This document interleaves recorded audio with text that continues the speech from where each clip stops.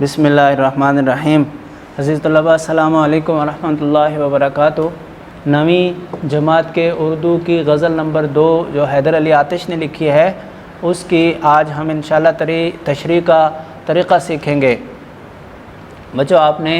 حیدر علی آتش کا تعارف پڑھا اور اس میں آپ نے ایک بات یہ بھی پڑھی تھی کہ تصوف بھی ان کا موضوع سخن رہا ہے۔ اس کا مطلب یہ ہوا کہ ان کی غزل بھی 2 طرح کی ہوگی۔ ایک تو اس میں ہم اس وجہ سے کہ غزل کہتے ہی عورتوں کی باتیں یا عورتوں سے باتیں کرنے کو ہیں تو ہم اس کو عشق مجازی پر تو محمول کریں گے ہی، لیکن ساتھ ساتھ ہم اسے عشق حقیقی کے حوالے سے بھی بات کریں گے۔ بہت آسان کام ہے، کوئی مشکل کام نہیں ہے، بس صرف بات یہ ہے کہ ذرا سی آپ کی توجہ چاہیے۔ پہلا شعر ہے مثلاً کہ رخو زلف پر جان کھویا کیا، اندھیرے اجالے میں رویا کیا۔ دوسرا ہمیشہ لکھے وصف دندان یار، قلم اپنا موتی پرویا کیا۔ کہوں کیا ہوئی عمر کیوں کر بسر، میں جاگا کیا وقت سویا کیا۔ یہ جو 3 شعر ہیں، ان کی ہم عشق مجازی والی تشریح بیان کرنے کے بعد یہ کہیں گے، تینوں میں سے کوئی ایک ہو یا تینوں ہوں، کہ میں ان فضول کاموں میں الجھا رہا۔ حالانکہ زندگی اللہ نے ان کاموں کے لیے نہیں دی، زندگی تو اللہ تعالیٰ نے اپنی عبادت کے لیے دی ہے۔ بس آپ کا یہ سارا کچھ وہ تصوف پر مبنی اور عشق حقیقی پر مبنی تشریح ہو جائے گی، یہ ساری باتیں کرنے کے بعد اتنی بات کر دینے سے۔ تو اب ہم دیکھتے ہیں کہ رخو زلف پر جان کھویا کیا، اندھیرے اجالے میں رویا کیا، اس کی تشریح ہم نے کیسے کرنی ہے؟ بھئی بچوں، میں نے آپ کو بتایا تھا کہ کسی بھی شعر کی تشریح کرنے میں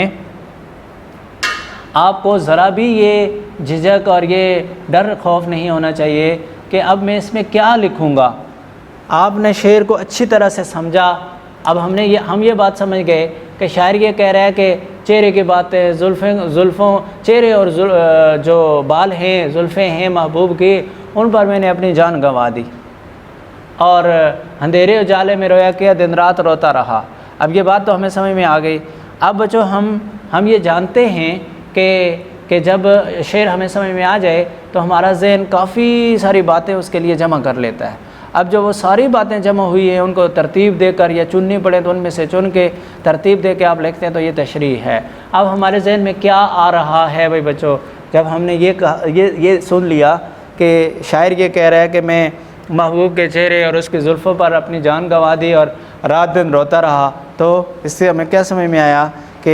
کہ شاعر یہ کہہ رہا ہے کہ میں نے اپنی محبوبہ کے لیے اپنی جان بھی گنوا دی اور اپنا وقت بھی ضائع کر دیا، لیکن پھر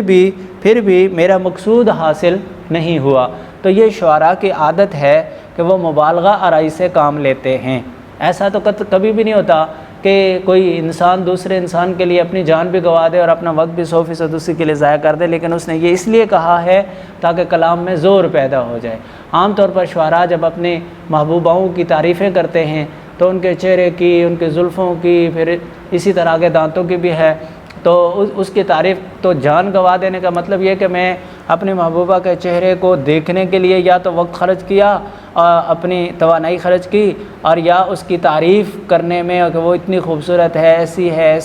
ہے، تو اس میں نے اپنی توانائی کو خرچ کیا۔ اور بالوں کے حوالے سے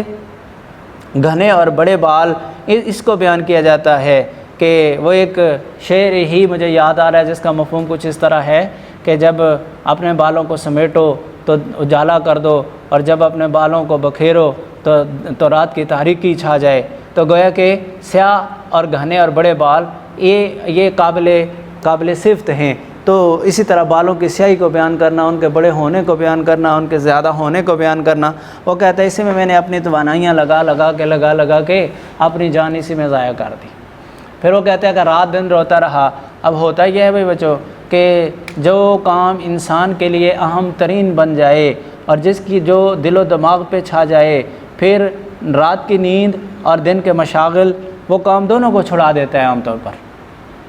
تو شاعر کہتا ہے میرے ساتھ بھی ایسا ہوا کہ نہ میں نے دن میں کوئی اپنے دنیا کے یا آخرت کے کوئی کام کیے، اور نہ میں رات کو سویا، بلکہ دن ہو یا رات ہر وقت میں اسی کی جدائی کے دکھ میں روتا دھوتا رہتا تھا، اور بچوں اگر ایک شعر ہو تو آپ کہو گے کہ یہ تھا، اس کی تشریح تھی، جب کہ اس سے مراد لیا ہم نے عشق مجازی۔ اگر عشق حقیقی مراد لیں تو وہ کہتا ہے یہی سب کچھ تو مجھے اللہ کے لیے اور اللہ کے رسول کے لیے کرنا چاہیے تھا، اپنی توانائیاں بھی خرچ کرتا تو اللہ اور اللہ کے رسول کے لیے کرتا، اور سارا دن اور رات بھی روتا تو اللہ اور اس کے رسول کے لیے روتا۔ تو کہتا ہے میرا تو بیڑا پار ہو جانا چاہیے تھا، میں نے اپنا وقت اس کام پہ ضائع کر کے کتنی بڑی غلطی کی۔ اس کے بعد ہمیشہ لکھے وصف دندان یار قلم اپنا موتی پرویا کیا، اسی طرح کا یہ شعر بھی ہے۔ پہلے رخ اور زلف پر کہتا ہے جان ختم کر دی، اب کہتا ہے کہ ہمیشہ ہمیشہ اپنے محبوبہ کے دانتوں کی صفات بیان کرتا رہا،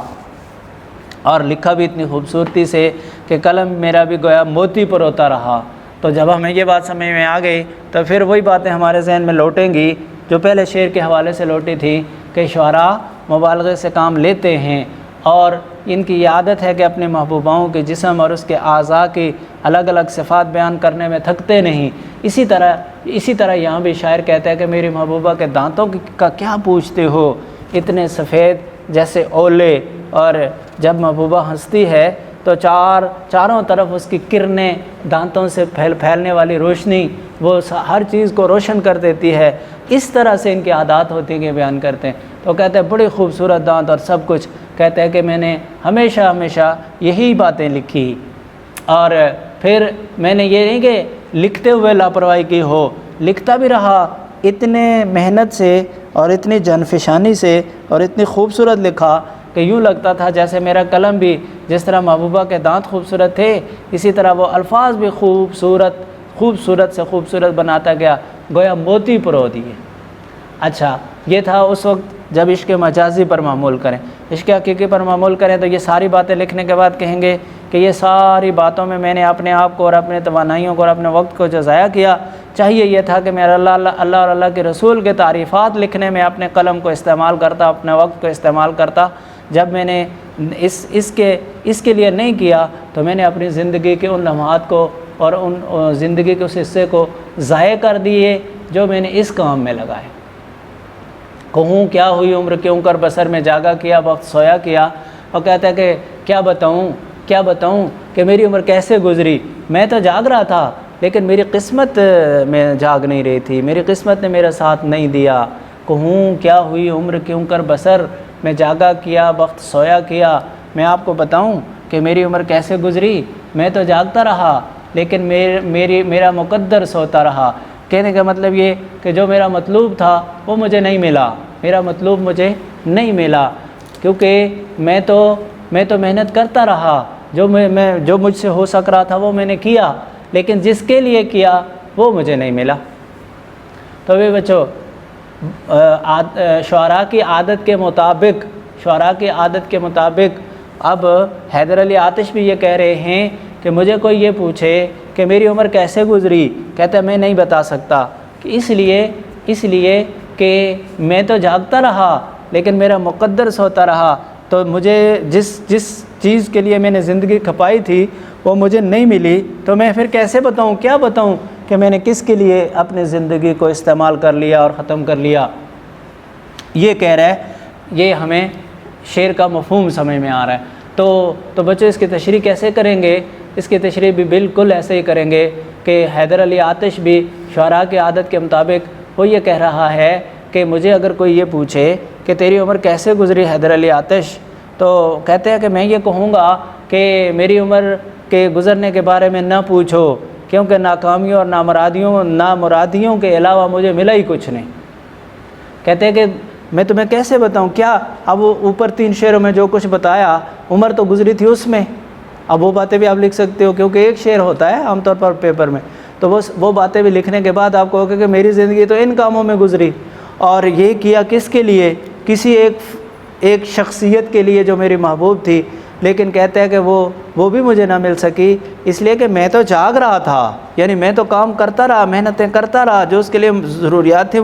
وہ میں کرتا رہا، لیکن کہتے ہیں کہ میرا مقدر قسمت جو سوئی ہوئی تھی جس نے میرا ساتھ ہی نہیں دیا۔ اگر میرا مقدر جاگ رہا ہوتا، قسمت جاگ رہی ہوتی، تو پھر وہ میرا ساتھ دیتی اور جو محنت جس کام کے لیے میں نے کی تھی، وہ جس مقصد کے لیے کی تھی، وہ مجھے حاصل ہو جاتا۔ اور اگر اس کو عشق مجازی حقیقی پر معمول کریں تو بچوں یوں کہیں گے کہ بھائی یہ مجھے نہ پوچھو کہ میں نے اپنی زندگی کیسے ضائع کی، میں نے اپنی زندگی کیسے ضائع کی، تو پھر پہلے دونوں شعروں کی باتیں لکھ دو کہ میں اپنی محبوبہ کا کبھی چہرے کی صفات بیان کرتا، کبھی بالوں کے کرتا، اس پہ اپنی جان اتنی محنت کی کہ اپنی جان بھی کھپا دی، پھر رات دن رونے میں لگا رہا، پھر کبھی اپنے محبوبہ کے دانتوں کی صفات کو اتنا خوبصورت اور محنت سے لکھا جیسے موتی پروئے ہوئے ہوتے ہیں اور دانت بھی اس کے موتیوں کی طرح تھے۔ یہ سارے کام کرنے میں نے اپنا دن رات لگا دیا اور سارا وقت میں نے اس میں صرف کر دیا۔ کہتا ہے لیکن مجھے حقیقت حال کا پتہ جب چلا تو میں یہ سمجھا کہ یہ سب کچھ جو میں نے کیا وہ میں تو جاگ رہا تھا، لیکن میرا مقدر سویا ہوا تھا، وہ جاگ کر اس نے میرے مقدر نے مجھے نہ جھنجھوڑا نہ بتایا کہ تیرے یہ کام ہے ہی نہیں ہے، بلکہ تجھے تو اللہ نے اور کاموں کے لیے بھیجا ہے، بلکہ کہ تو ان کاموں کو یعنی عبادت کو کر کے اللہ کے رسول کو اور اللہ کے رسول کے محبت کو حاصل کرے اور اپنے آپ کو کامیاب کرے، بجائے ان کے میں ان کاموں میں لگا رہا اور اپنی زندگی ضائع کر دی۔ بھائی بچوں، اس کے بعد رہی سبز بے فکر کشتے سخن، نہ جوتا کیا میں نہ بویا کیا، برہمن کو باتوں کی حسرت رہی، خدا نے بتوں کو نہ گویا کیا، مزہ غم کے کھانے کا جس کو پڑا وہ اشکوں سے ہاتھ اپنا دھویا کیا، زنخداں سے آتش محبت رہی، کنویں میں مجھے دل ڈبویا کیا۔ تو اب ہمارا چوتھا شعر ہے کہ رہی سبز بے فکر کشتے سخن، نہ جوتا کیا میں نہ بویا کیا۔ وہ کہتے ہیں کہ بھائی چاہے عشق مجازی یا حقیقی دونوں پر معمول کرنے میں کر لیں تو یہی کہیں گے کہ بھائی میں نے تو کچھ کیا ہی نہیں دنیا میں نے کچھ دنیا میں کیا ہی نہیں۔ کہتا ہے نہ میں نے ہل جوتا نہ بیج بویا، کہ ہل جوتنا اور بیج بونا یہ محنت سے کنایہ بھی لیے جاتے ہیں۔ کہتا ہے کہ میں نے محنت نہیں کی، کسی کام میں بھی محنت نہیں کی۔ یہ جو اوپر والی باتیں کی ہیں نا، اس کی ضد اب بتا رہا ہے کہ میں نے کسی کام میں بھی محنت نہیں کی۔ پہلے کہہ رہا تھا کہ میں نے خوب محنت کی، اس میں کی، لیکن اصل میں بتانا یہ چاہتے ہیں کہ جو محنت میں نے کی وہ بیکار کی، جو کارآمد محنت تھی وہ میں کر نہیں سکا۔ نہ جوتا کیا میں نہ بویا کیا کا معنی یہ کریں گے کہ جو بیکار محنتیں تھیں وہ تو میں کرتا رہا، لیکن جو کارآمد محنت تھی وہ میں نہیں کر سکا۔ اب یہ کارآمد محنت کب ہوگی؟ عشق مجازی میں کب ہوگی؟ کہ جب میں ایسی محنت کرتا کہ جس سے میرا محبوب مان جاتا، اور عشق حقیقی میں آئیں تو پھر یہ محنت کارآمد کیسی ہوگی کہ میں ایسی محنت کرتا جس سے اللہ کے رسول راضی ہو جاتے۔ تو کہتا ہے نہ یہ ہو سکا اور نہ وہ ہو سکا، بلکہ بس ایسے ہی وقت گزار دیا۔ البتہ ایسے میں ہوا یہ کہ رہی سبز بے فکر کشت سخن، یہ جو میری شعر و شاعری کی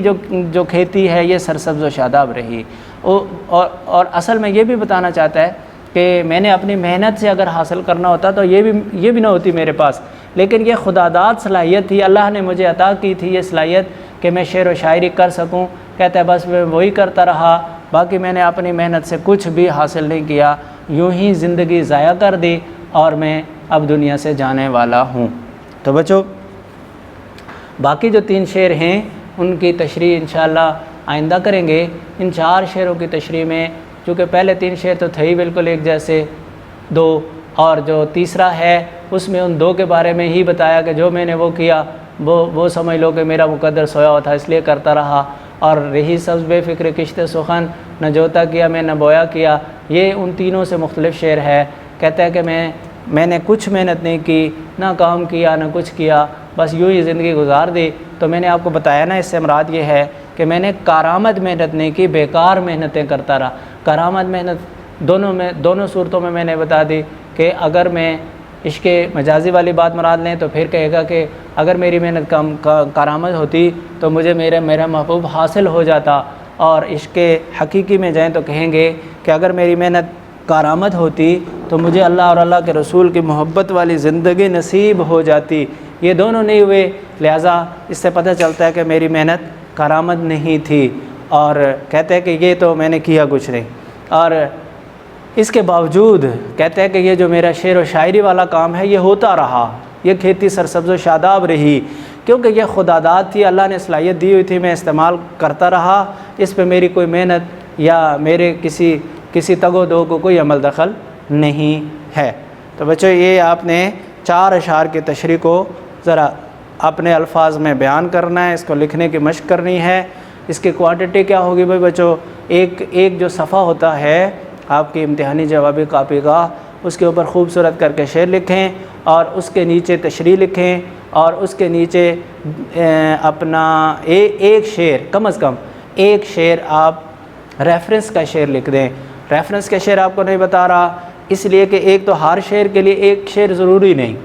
آپ ایک مضمون کا شعر لیں گے، اس سے ملتے جلتے جتنے شعر بھی ہوں ان کا ریفرنس کا شعر اسے بنا سکتے ہیں۔ دوسرا اس لیے نہیں بتا رہا کہ ہو سکتا ہے جو میں بتاؤں وہ آپ کو یاد نہ رہے، آپ اپنی مرضی کے شعر اٹھائیں اور 1 2 3، ایک غزل کے لیے 2 یا 3 شعر کافی ہوتے ہیں، ایک نظم کے لیے بھی اسی طرح 2 یا 3 شعر کافی ہوتے ہیں، جو اس کے اکثر اشعار کے مضمون کے ساتھ ملتے جلتے ہوں ان شعروں کا انتخاب کریں اور ان میں سے پھر آخر میں ایک ریفرنس کا شعر لکھ دیں، خوبصورت کر کے لکھیں، حاشیہ مناسب لگائیں۔ تو یہ ہے آپ کا تشریح لکھنے کا طریقہ اور تشریح لکھنے کی کوانٹٹی، اور یہ 2 نمبر کی ہوتی ہے ایک شعر کی تشریح۔ تو مجھے امید ہے کہ آپ میری بات کو اچھی طرح سے سمجھ کر اس پر عمل کریں گے۔ اللہ آپ کا حامی و ناصر ہو۔ والسلام علیکم ورحمۃ اللہ وبرکاتہ۔